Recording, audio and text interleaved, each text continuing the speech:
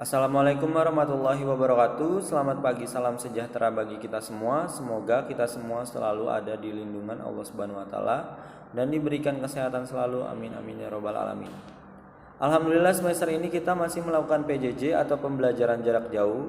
Semoga anak-anak semua masih semangat untuk belajar biarpun hanya di rumah. Sebelum melakukan pelajaran, alangkah baiknya kita berdoa terlebih dahulu. Berdoa dimulai.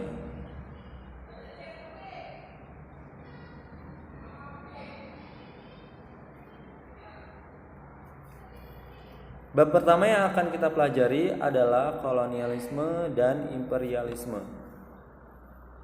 Tujuan pembelajarannya adalah peserta didik mampu menganalisis proses masuk dan perkembangan penjajah bangsa Eropa.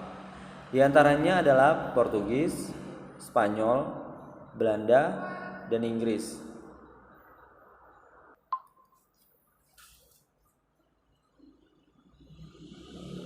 Ada 3 subbab yang akan dibahas pada bab ini. Yang pertama adalah proses kedatangan bangsa-bangsa Eropa, yang kedua adalah masa kekuasaan VOC, dan yang ketiga adalah perebutan hegemoni bangsa-bangsa Eropa di Indonesia.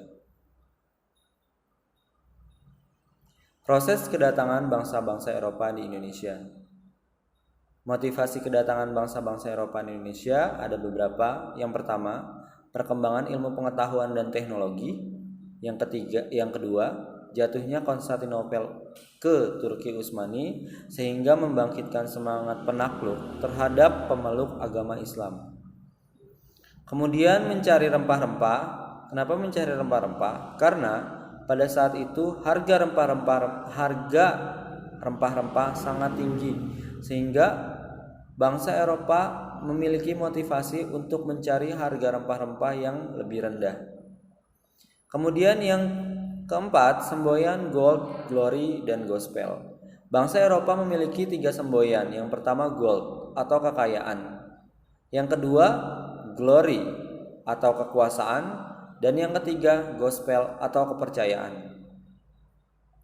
Proses kedatangan bangsa Eropa. Kedatangan bangsa-bangsa Eropa di Indonesia.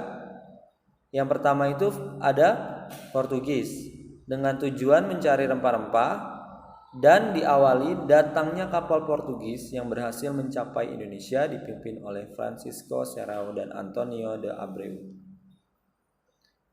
Yang kedua adalah Spanyol. Armada Spanyol mendarat di Maluku pada tahun 1522 dipimpin oleh Sebastian del Cano. Setelah tiba di Maluku, bangsa Spanyol bersekutu dengan Tidore untuk melawan Ternate yang didukung oleh Portugis. Yang ketiga Inggris. Rombongan Inggris tiba di Maluku pada tahun 1577 dipimpin oleh Francis Drake. Dan yang terakhir adalah Belanda. Armada Belanda pertama kali tiba di Banten pada tahun 1596 di bawah pimpinan Cornelis de Houtman. Adapun masa kekuasaan VOC, yang pertama adalah yang akan kita bahas tujuan pembentukan VOC dan hak oktroinya. Yang pertama tujuan pembentukan VOC terlebih dahulu.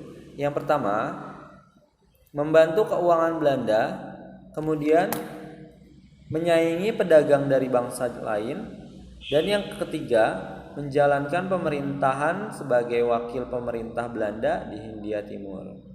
Kemudian hak oktroi VOC. Hak mencetak uang, hak memiliki angkatan perang, hak pemerintah daerah yang diduduki. Yang tadi adalah masa kekuasaan, yang tadi adalah tujuan dan pembentukan VOC. Adapun beberapa kebijakan VOC. Yang pertama, kewajiban menanam kopi bagi rakyat priangan. Yang kedua, kewajiban rakyat menyerahkan pajak berupa hasil bumi. Yang ketiga, kewajiban rakyat membayar pajak. Yang keempat, menebang tanaman rempah-rempah yang diproduksi secara berlebihan. Dan yang terakhir adalah pelayaran pantai untuk mengawasi pedagang Maluku agar tidak menjual rempah-rempah kepada pedagang lain.